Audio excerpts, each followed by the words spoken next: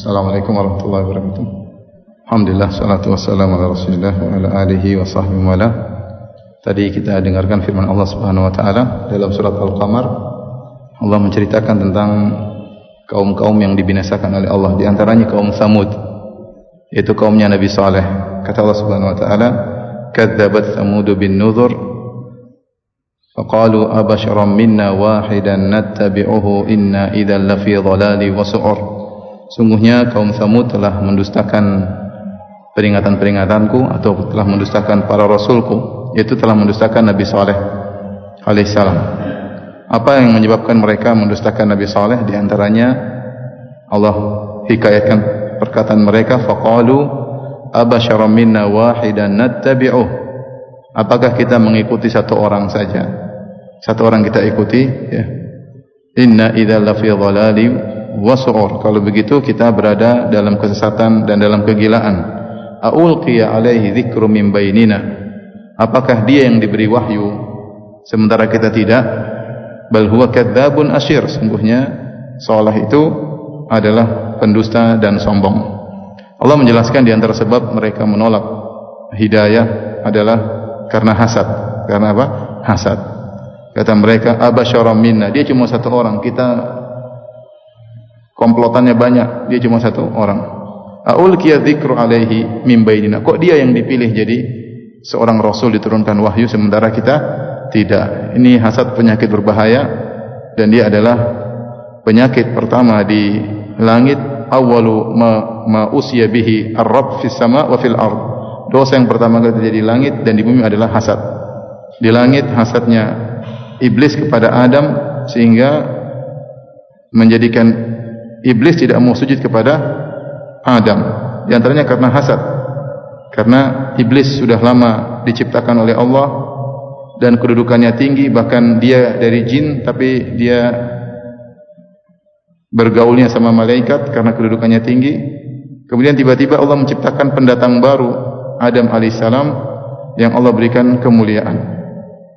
Dan akhirnya ketika disuruh sujud kepada Adam, dia tidak mau. Ya. Kenapa? Hasad. Ya. Kemudian di bumi maksiat pertama kali terjadi, Qabil membunuh Habil. Qabil membunuh Habil. Kenapa? Karena kurbannya Habil diterima, adapun kurbannya Qabil tidak diterima. Ya. Akhirnya Qabil membunuh saudara kandungnya Habil gara-gara hasad. Ya. Kemudian juga Yahudi, kenapa tidak mau beriman kepada Nabi Muhammad SAW? Hasadan min indi anfusihim, karena hasad. Karena Nabi Muhammad SAW dari suku Arab, sementara Yahudi dari Bani Israel. Mereka tidak mau beriman kepada Nabi kecuali dari suku mereka, padahal mereka mengetahui akan kebenaran Nabi Muhammad SAW. Dan sebelumnya kaum Tsamud tidak beriman kepada Nabi Saleh karena hasad.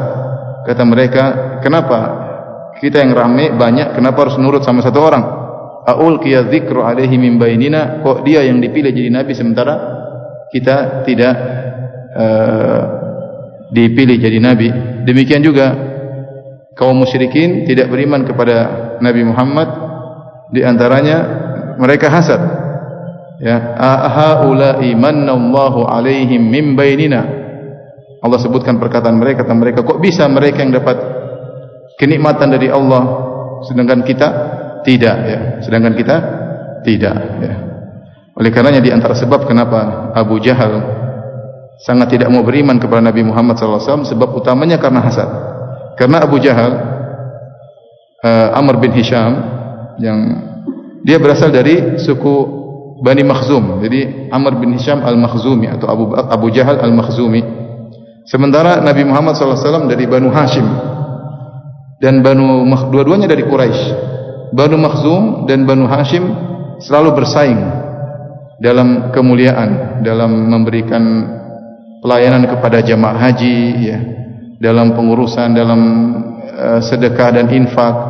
Ya, mereka selalu bersaing, sehingga Abu Jahal berkata, sampai ketika kami Banu Makhzum dan Banu Hashim sudah setara, tiba-tiba dari Banu Hashim ada seorang nabi. Terus bagaimana kalau kita ngaku dia ada nabi? Ya sudah, kita selesai, kita kalah. Ya, supaya persaingan tetap berjalan, tidak ada nabi dari mereka. Jadi sebab utama Abu Jahal tidak beriman kepada Nabi Muhammad SAW karena apa? Karena hasad. Oleh karena ikhwan, para jamaah, hati-hati dengan penyakit hasad. Hasad ini menghalangi orang dari kebaikan dan membinasakan orang, menjerumuskan dalam neraka jahanam. Wal iyadzu billah. Wabillahi taufiq wal hidayah. Assalamualaikum warahmatullahi wabarakatuh.